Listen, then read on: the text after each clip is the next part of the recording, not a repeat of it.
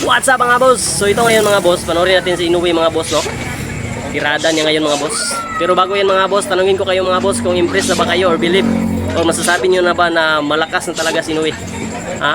Pero sa akin mga boss, kung akong tatanungin niyo, hindi pa ako believe kay Inoue mga boss. Kasi ang kanyang narating kumpara kay Manny Pacquiao mga boss, no?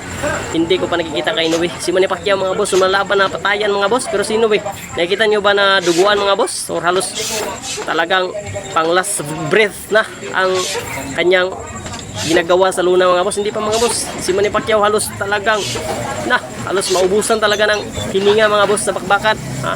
Pero si Inoue hindi pa nakalaban ng ganyan mga boss, kaya hindi pa ako believe ni Inoue mga boss, no? Ha? Masasabi ko Inoue, lumaban ka ng yung malakas talaga, ha? Saka ako ma-believe sa iyo, ha? Pero sa ngayon mga boss, hindi ko pa masabi talaga na believe na ako kay Inoue mga boss, no? Huwag niyo ikumpara kay Manny mga boss, ha? Malayong malayo pa si Inoue sa kalingkingan ni Manny Pacquiao.